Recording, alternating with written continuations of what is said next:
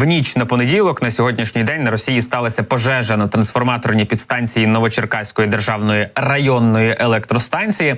2 енергоблоки її на цей момент тимчасово виведені із експлуатації. Коли відновлять, в принципі, вони свою роботу, ще поки що невідомо.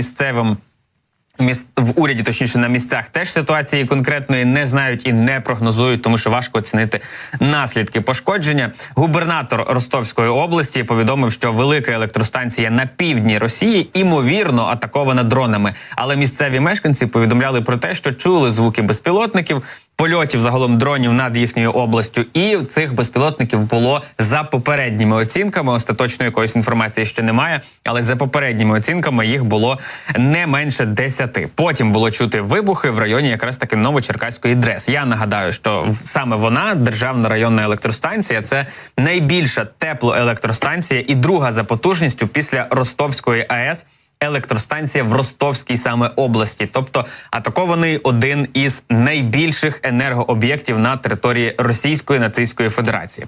Стосовно загалом атак на такі об'єкти, якщо ми говоримо за територією Росії, то британська розвідка проаналізувала спроби росіян захистити свої об'єкти уже нафтопереробної галузі від українських дронів. І кажуть, що після того, як росіяни заявили про плани розгорнути системи ППО «Панцирь» для захисту нафтопереробних заводів, в британському відомстві зазначили, що мало імовірно, що росіяни зможуть захистити всі вразливі об'єкти, враховуючи розмір і масштаби її енергетичної галузі.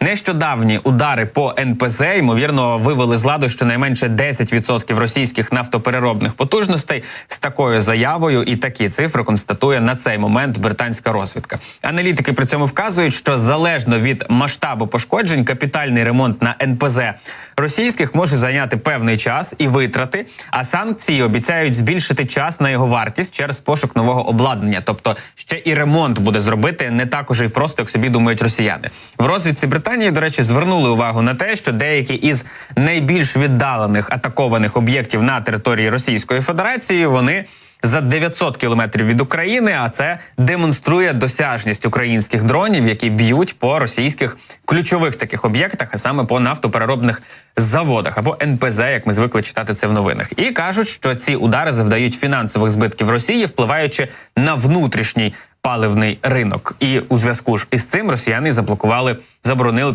експорт на півроку своєї нафтопереробної продукції. Я нагадаю, що у публікації Financial Times з посиланням на їхні ж джерела йдеться про те, що Сполучені Штати нібито закликали Київ більше не завдавати ударів по російських НПЗ та іншій енергетичній інфраструктурі, оскільки вони побоюються, що це може призвести до ще більшої ескалації і зумовити, що взагалі найголовніше зростання цін на енергоресурси. В українському військово-політичному керівництві офіційно відкрито, не офіційно, а відкрито про це так дуже не говорили, лише натякнули, що розмова була, але далеко не в такому ключі, як її подали у багатьох соцмережах і телеграм-каналах. За різними оцінками, я ще раз нагадаю, британська розвідка пише про те, що українські дрони пошкодили близько 10 або щонайменше 10% російських нафтопереробних потужностей. А журналісти Bloomberg 1,5-2 тижні тому вийшли зі своїми статтями, зі своїми прогнозами і кажуть про те, що пошкоджено 12% російських нафтопереробних потужностей, і йдеться лише про 3 ключові заводи.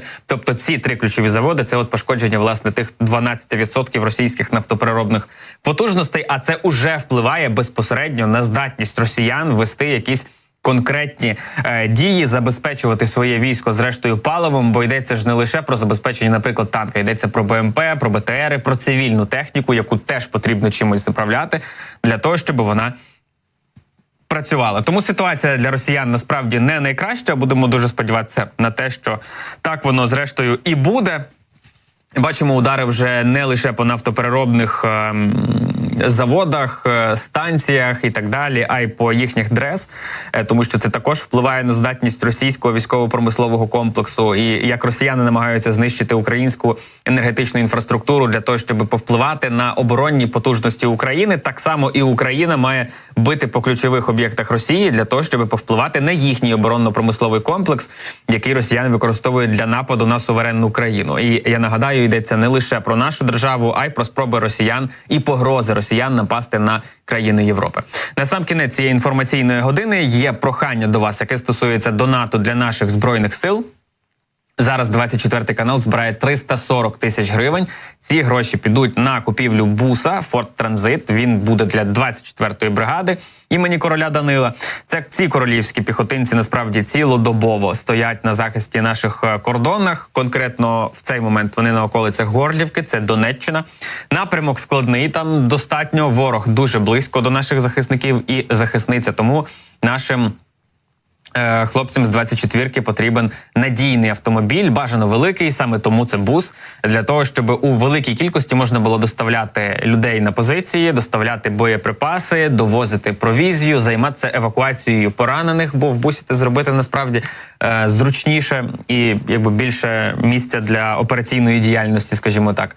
Тому, що важливо знати загалом про цей бус, він коштує 340 тисяч гривень, його потрібно лише трошки підрихтувати. Ми, як тільки зберемо необхідну суму, заберемо його з-за кордону, привеземо сюди, тут підрихтуємо, додатково встановимо на нього засоби радіоелектронної боротьби для того, щоб росіяни не могли влучати у нього, власне, своїми FPV-дронами, яких у них тепер в достатній кількості і є достатньо багато.